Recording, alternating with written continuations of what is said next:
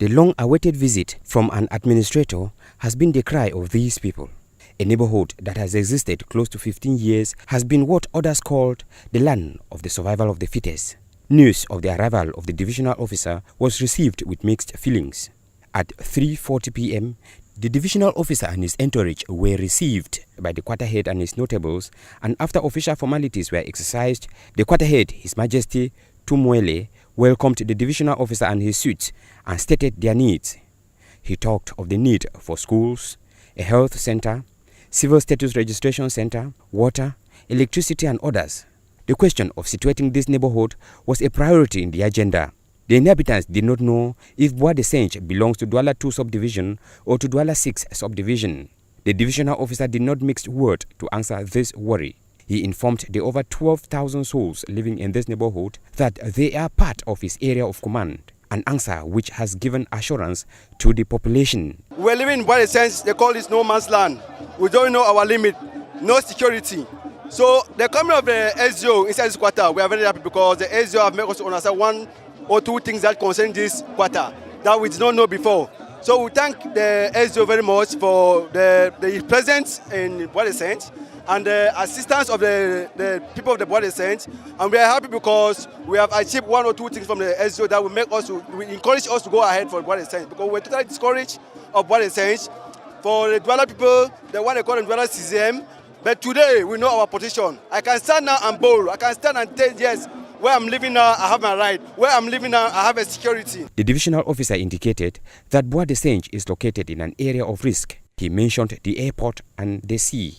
Those living in areas of risk will automatically be asked to quit, while those in manageable areas should follow the normal procedure to acquire land titles. He equally called for hygiene and sanitation, reminding them that Wednesdays are always set aside as clean-up campaign days in Douala 2 subdivision. The question of the security of people and property was among his concern. He called on the inhabitants to denounce all forms of insecurity and build a positive image for Bois de Senche. This was followed by question and answer session where he gave the people opportunity to raise some of their concern. He noted worries raised ranging from the provision of electricity and accountability and promised them that immediate follow-up will solve their worry. The visit was graced by traditional dance.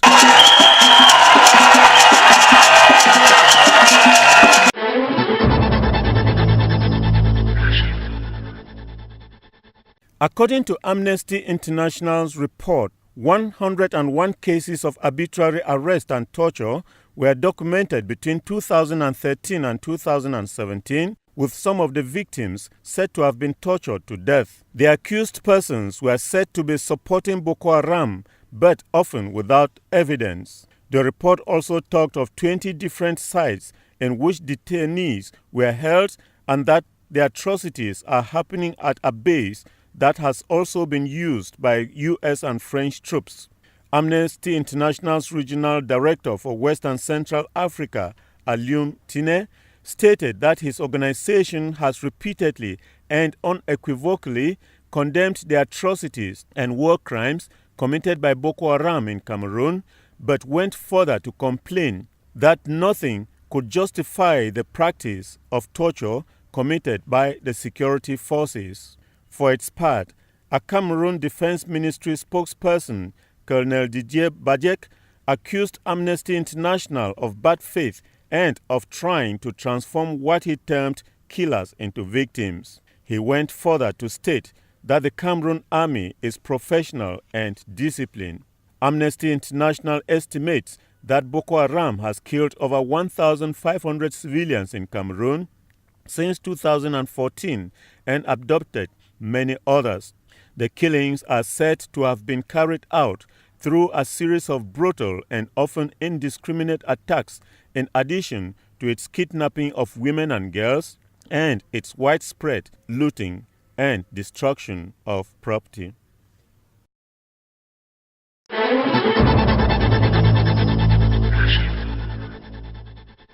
The Betua ceremonial ground was the place for this solemn occasion to pay last military honors to Captain Zogo Charles, who was part of June 10, 1984 Battalion Batch of Cameroon Army. This was in the presence of East Governor Gregoire Mvogo, representing the Minister Delegate for Defense. Late Captain Zogo died on June 4, 2017 after several gunshots on the left side of his body fighting Boko Haram up north of Cameroon. Even the medical attention given to him could not bring him back to life. The product of Cameroon Air Force, who served his fatherland for 30 years 2 months in different missions both home and away, has been described by many, especially his colleagues like Colonel Mezuzo Eli, as responsible, courageous and diligent. If there is one thing the late captain should be remembered for, then it is his loyalty for his country, which finally called him home on June 4. As the casket of the late captain being transported for burial, the wife, children, colleagues he leaves behind will continue to mourn him. Adieu, Capo.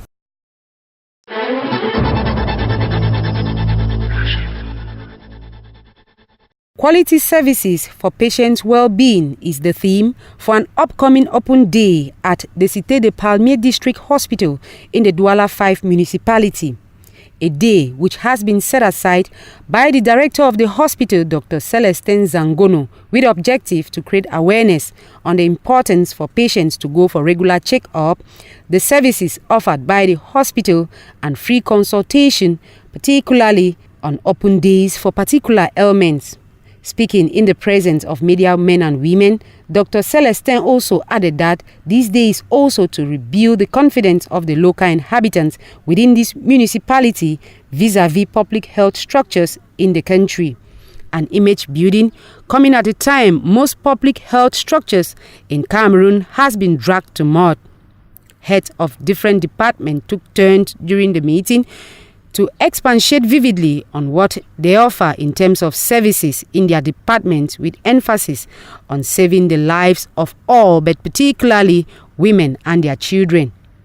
The press was more focused on the quality of the hospital's health personnel and security measures put in place to avoid unprofessionalism, like the theft of babies, which is very rampant in hospitals these days. Cameras have been planted all over the hospital, and for the personnel, charlatans are out of questions.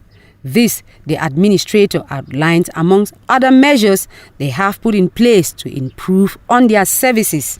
Worthy of note is the fact that this hospital was created in 1990 as a mere health unit, but gained the status of a district hospital in 1995.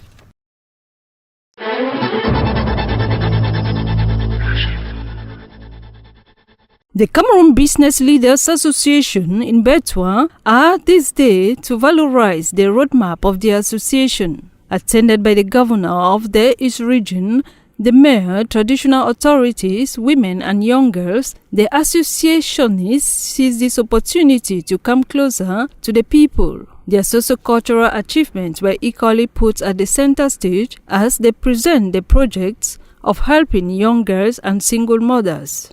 According to the mobilization of women and their good participation to this meeting that we have just got, and of course I can't forget the very important presence of the governor of the East region among us, and that was very reassuring for us about what we are intended to organize as social activities here in this East region.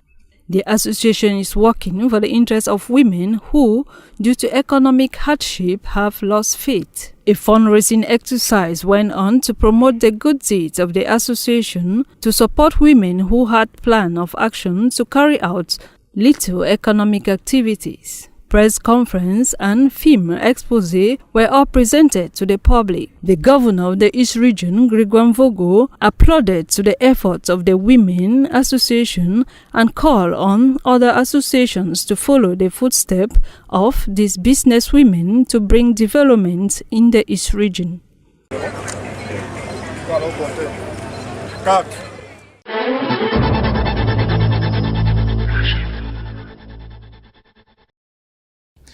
The results of the baccalaureate fell like a storm about 24 hours ago, and this Thursday morning, students in Yaoundé hurried to exam centers to check out whether they made it or not. We hurried to a number of schools, among which the government practicing high school, where the atmosphere was electric and one might have thought that just everybody made it successful here. Earning quite an important certificate like the baccalaureate is a total sign of relief and the expression of profound joy and happiness. I usually wake up at midnight and will study till 4 a.m. Then I did house chores before preparing for school. Saturdays, I hooked up with friends to study. Thus, my success is a fruit of my labor. I really deserve it. I give God the grace. I'm so happy that I'm short of words. It's my second time. It wasn't easy in the first. I'm so proud of taking off this uniform. While over 290,000 students sat the exams, the results were not as good for everyone, and this is an accepted reality. This new cream of baccalaureate holders shall now turn to higher institutes of learning to further their education or simply start vying into competitive examinations.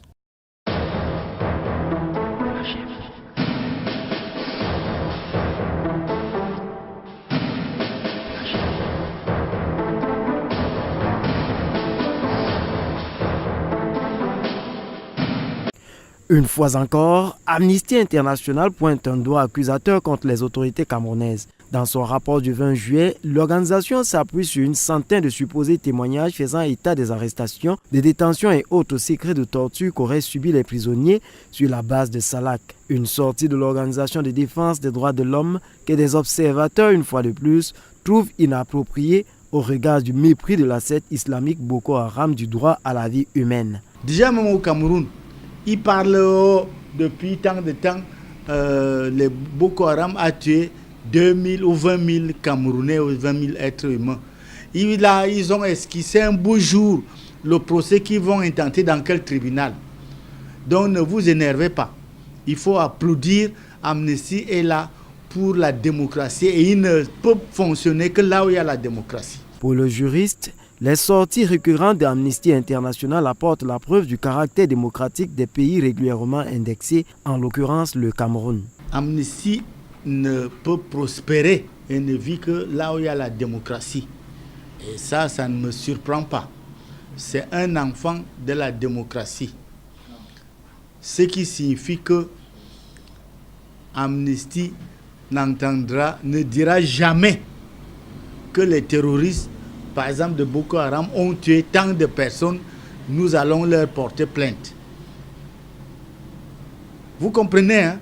Les vrais barbares n'intéressent pas Amnesty. Donc Amnesty, c'est pour mieux faire fonctionner les démocraties. En termes de chiffres, la secte obscurantiste Boko Haram aura fauché environ 1500 vies au Cameroun depuis 2014 et pourtant, elle n'est pas au bout de ses forfaits.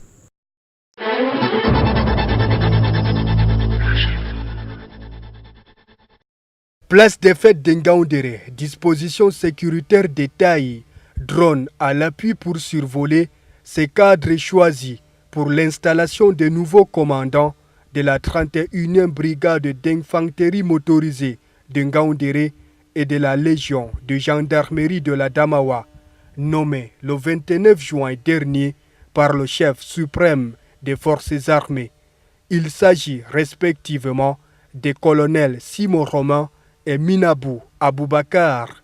Les missions que ces deux chefs d'unité sont appelés à remplir avec honneur et fidélité, rappelées par le ministre délégué à la présidence de la République chargé de la défense, Joseph Betty Assomo, dans son discours de circonstances, s'est attardé sur le phénomène des prises d'otages avec demande de rançon qui secoue la région de la Damawa, le vol des bétail, entre autres formes de criminalité propres à cette partie du pays.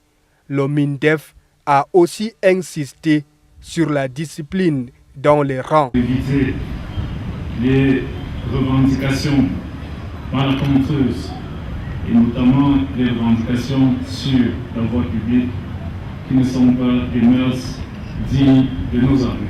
Assurer une sécurisation des espaces et aires protégées, lutter contre la criminalité transfrontalière, veiller au respect des dispositions qui régissent la bonne exécution des missions de la gendarmerie. Le colonel Simon Roman remplace à la tête de la 31e brigade d'infanterie motorisée de Ngaoundéré Assoalai Blama, promu général de brigade et commandant de la 41e prime à Kousseri. Comme commandant de la légion de gendarmerie de la Damawa, le colonel Minabou Aboubakar succède à Tungé Elias, désormais général de brigade et commandant de la 4e région de gendarmerie à Maroua.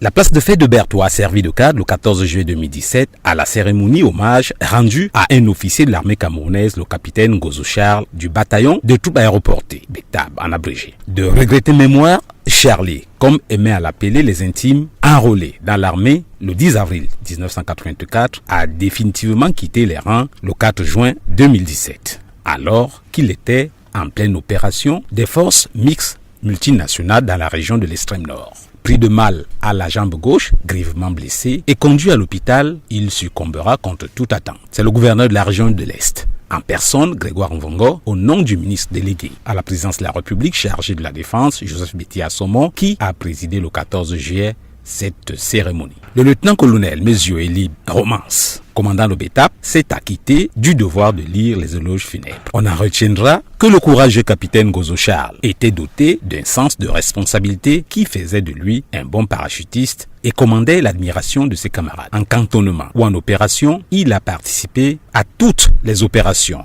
en territoire nigérian et camerounais dans le cadre de la lutte contre Boko Haram. Après 30 ans et 2 mois de service sous les drapeaux, le capitaine Gozo Charles laisse une veuve et plusieurs enfants.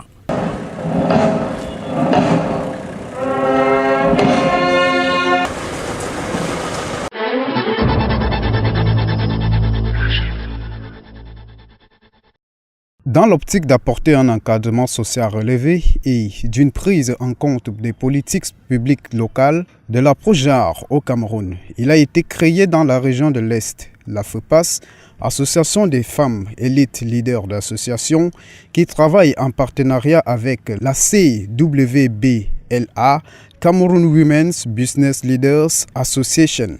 La FEPAS, qui est une association à but non lucratif, dont les actions portent sur tous les domaines sociaux de la vie, a pour objectif de promouvoir la chaîne de solidarité pour soutenir les groupes vulnérables et d'encadrer les filles en situation de précarité en classe d'examen et l'accès des femmes porteuses de projets économiques aux services de solidarité et autres. D'associations et sympathisantes de l'Orient qui déjà prenaient en charge la promotion de l'autonomisation des femmes et des jeunes filles en situation de grande précarité, notamment les jeunes filles orphelines en mariage forcé ou précoce ou abandonnées en tant que filles mères pour renforcer leur capacité dans leur possibilité d'assumer elles-mêmes leur destin, de se prendre en charge. La FEPAS s'inscrit comme partenaire des administrations et autres instances caritatives dans une approche itérative pour rechercher les voies et moyens en vue de soutenir les initiatives propres à conduire leurs insertions socio-économiques. Il faut se mettre ensemble pour aller plus loin et pour être plus forte. Donc nous nous joignons à la FEPAS pour aller plus loin dans les objectifs menés réciproquement entre la FEPAS et la Cameroun Women Business Association. Concrètement, accompagner la jeune femme en milieu rural, accompagner les jeunes filles qui sortent des écoles.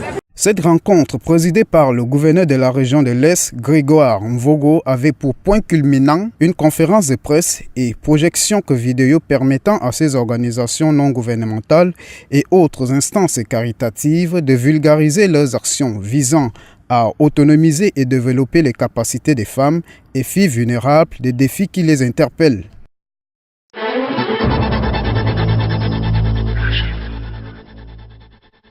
L'hôpital de district de la Cité des Palmiers a atteint une certaine maturité en ce qui est de la gestion hospitalière, surtout depuis la prise de service de Dr Célestin Zangono Sisomba. C'est la substance d'une conférence de presse donnée le 19 juillet au sein de cette formation sanitaire, cérémonie qui a permis aux hommes et femmes de médias de découvrir les journées portes ouvertes couplées à la fête du personnel de cet hôpital situé dans l'arrondissement de Douala 5e.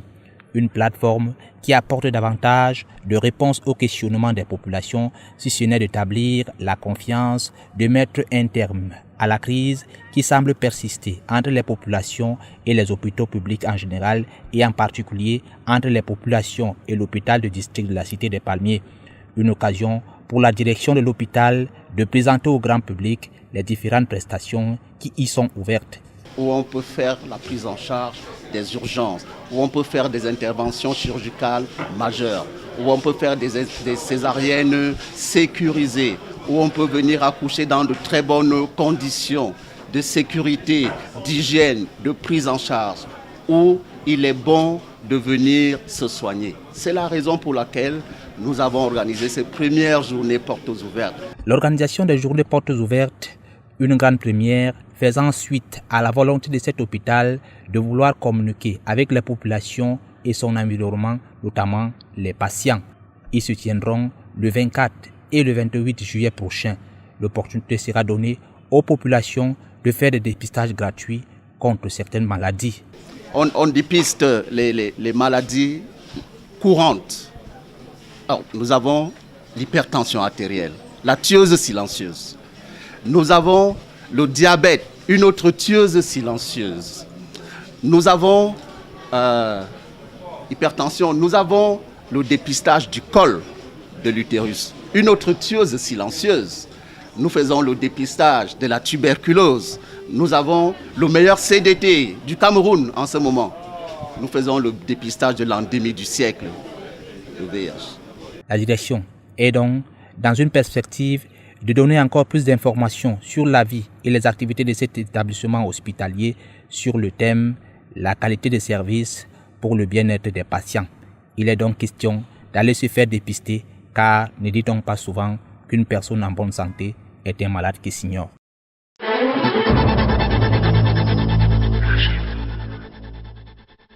Les passagers de l'agence de voyage Féeric, située au lieu-dit Carrefour Toneb et Panda à Douala, ne sont pas arrivés à destination.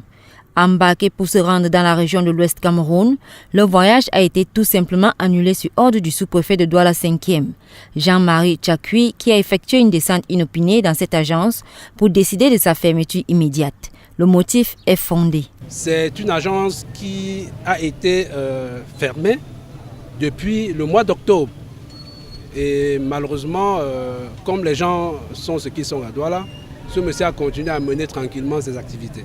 C'est pour cette raison que nous avons également fermé cette agence de voyage définitivement et pratiquement nous l'avons mis sous scellé. En effet, suite à la décision numéro 418 signée du sous-préfet de l'arrondissement de Douala 5e, à compter du 14 octobre 2016, il est interdit l'exploitation de toute agence de voyage sur l'ancien site de l'agence dénommée Féeric Voyage. Cette décision de préciser que tout véhicule de transport public qui stationnera sur ce site dans le but d'embarquer ou de débarquer les passagers sera systématiquement saisi et envoyé en fourrière. Depuis le 14 octobre 2016, la décision de l'autorité administrative était royalement ignorée par certains téméraires. C'est donc pour réinstaurer l'autorité et surtout combattre la lutte contre le désordre urbain que le sous-préfet et son équipe sont descendus sur le terrain afin de mettre un terme à ce désordre. Cette descente s'inscrit dans le cadre de la lutte contre le désordre urbain. Vous savez que il y a un peu plus d'un an, nous avons mis un terme à la gare routière sauvage qui se tenait en ces lieux. Parce que c'est une activité qui ne peut pas s'accommoder avec une station-service. Donc nous avons fait partir la gare routière, mais nous nous sommes rendus compte que les gens revenaient progressivement chargés dans cet espace. La preuve, lorsque nous sommes arrivés ce matin, on a trouvé un gros porteur en cours de chargement. Afin que nul n'ignore, des plaques de signalisation ont été installées. L'essentiel pour nous, c'est que la voie publique soit dégagée et c'est pour cette raison que nous avons posé des panneaux de stationnement interdits. Et monsieur le maire a fait le nécessaire pour que ces panneaux soient posés dans les règles de l'art. Depuis ce midi du 20 juillet 2017, l'agence Férique, habituellement grouillant de monde en cette période de vacances, est désormais déserte. La plaque indicative, enlevée, confirme la fin des activités en ce lieu tant convoité.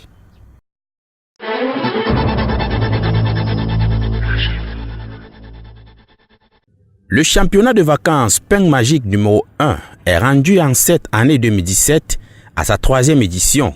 La cérémonie d'ouverture a été présidée par le gouverneur de la région du Nord, Jean Abaté Di, en présence des autorités administratives et traditionnelles. Très vite, les arrivées du promoteur et du premier sportif ont fait place au discours. Défilé des équipes engagées, poignée de main chaleureuse, puis place au jeu. 2 équipes s'affrontent. En jaune, Barmari Football Club, le champion de la 2e édition, remet son titre face au AC Milan de Ndemsare. Après une partie âprement disputée, au terme des 90 minutes, le détenteur du titre l'emporte 3-1 devant un public des grands jours venu assister à ce coup d'envoi. Dans le camp des perdants, l'heure est au regret. Je pense qu'on a fait un mauvais commencement, peut-être dû à la frustration.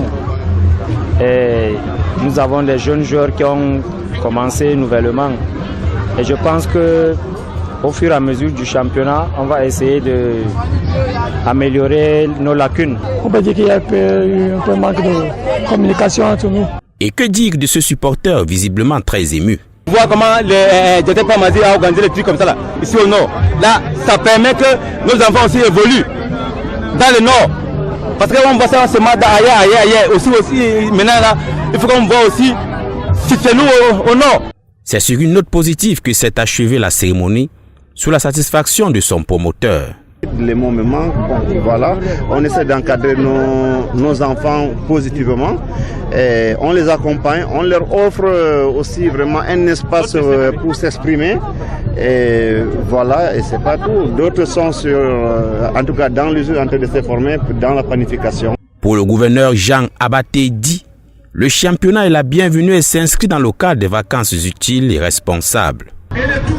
Ce championnat est le bienvenu dans le cadre de la mise en place des structures pour pouvoir occuper les jeunes pendant les vacances. Et nous sommes à la 3e édition. Je voudrais me féliciter de ce que beaucoup d'innovations ont été apportées. Et c'est quelque chose de très important pour la jeunesse, non seulement de la ville de Garoua-Ici, mais de l'ensemble de la région. En guise de rappel, cette 3e édition est placée sous le signe de la paix et de l'intégration nationale.